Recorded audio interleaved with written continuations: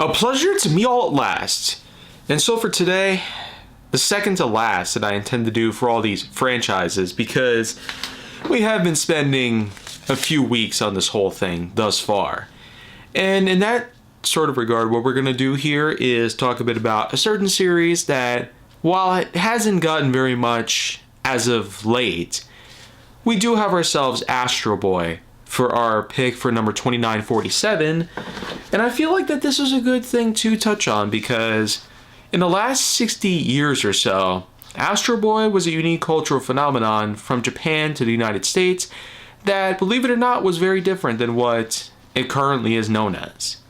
In the 1960s, it of course was simply called The Mighty Atom, made in black and white in Japanese anime, but it would eventually come around to the United States in the coming decades.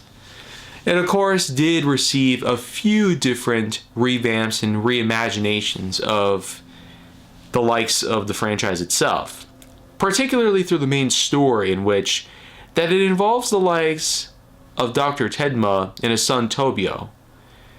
There of course was a dog also involved in, just for the record here, but in pretty much all instances of Astro Boy, every known continuity or reboot of the franchise entirely, whether it be through the anime or through even the famous 2009 film, Astro Boy is of course famous for having the likes of a father whom doesn't tend very much to his son for a variety of different things. He doesn't really tend to him for school or homework, not much for him at home itself, and for the most part can be seen in his own job. He of course is a man who specializes in a lot of things such as robotics and machinery, but as for his son Tobio, whom is now around age 13 in practically all instances of Astro Boy so far, there eventually come a few times in which that Tobio himself does try to at least visit his father at his workplace. But it does seem that with the majority of the anime continuities, it does start him driving around in a car and eventually ending up in a wreck. But in terms of the 2009 film, it comes aloft at a point in which that Tobio was able to reprogram a bot whom is scheduled to take him back home and instead divert him over to his father's workplace. Basically, his company building in which that a testing is going on with a massive robot in hand. Tobio gets trapped in the room, and then an explosion goes off, killing him. But with most of the other continuities, it's a car crash that kills Tobio and leaves Dr. Tedma devastated. After all that is said and done about him, you could say Tedma is really grievous about his son's death. He regrets the time that he had wasted on most of his work and not so much of his family, particularly with Tobio.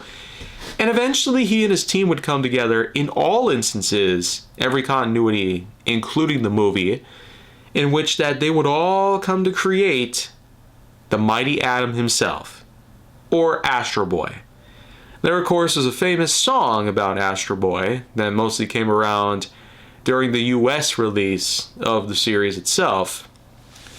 But what are the most important things to look at around here? Well, first off, in a majority of continuities relating to Astro Boy, we first have ourselves the Mighty Atom coming around to essentially replace Tobio in a number of ways, but also act as more of a successor to him.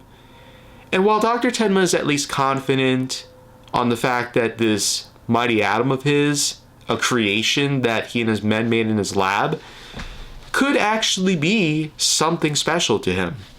But after some time passes, with all the school time, the chores, and many other things that this new Tobio would come around to do for him, Tedma eventually came to the realization that he truly will never have a replacement for Tobio. This act of self-realization eventually comes around to the point in which that he and Tobio decide to sit down, have a discussion about possible homeschooling, and on top of that, the revelation in which that Tedma himself came to realize he's truly not his son. But this Tobio bot that he came around to create as a successor to the original Tobio that was lost he unfortunately would have to go at some point. And in the 60s series especially, it would be noted that he would be sold off to a circus in town.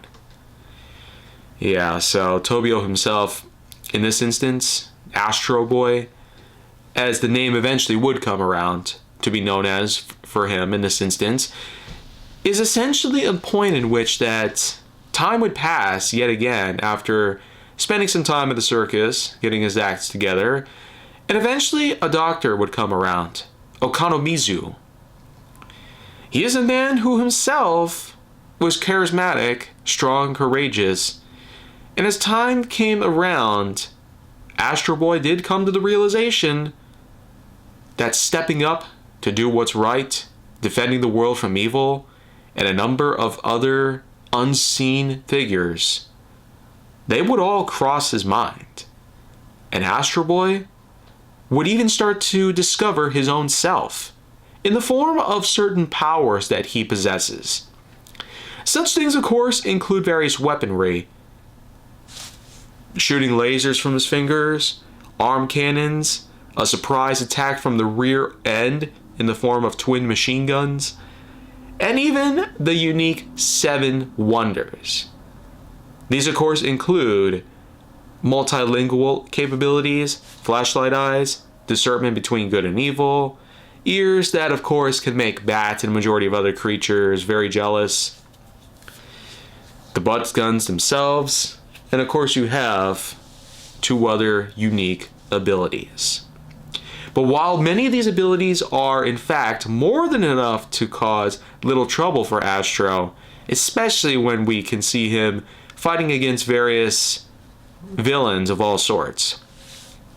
It's also worthy to note that such abilities that he has include 100,000 horsepower and strength, upon which would later be upgraded to 1 million horsepower as time would go on.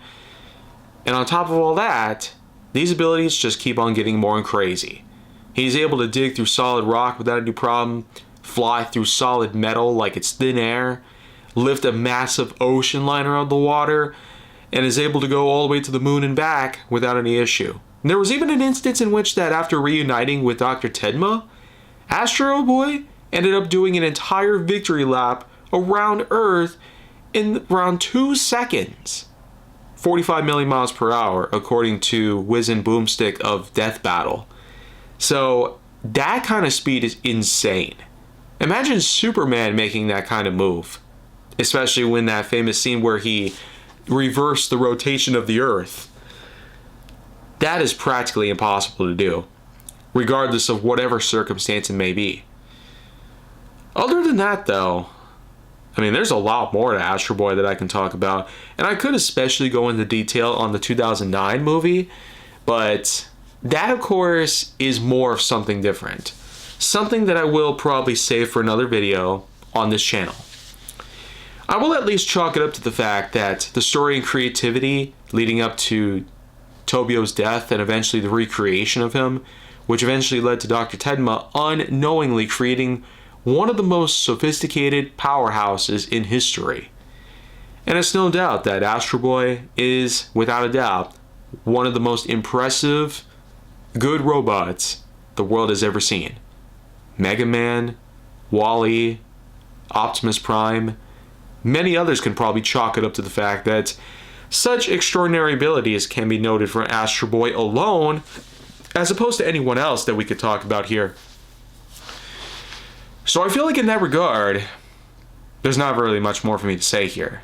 It's a unique series that 60 years later still carries on in a fantastic way here. Now I feel like that's it here. I have one more that I will in fact be talking about very soon. So if you want to see that and many others, make sure to like, subscribe, comment, follow me wherever you can find me, and stay on the Hollywood side.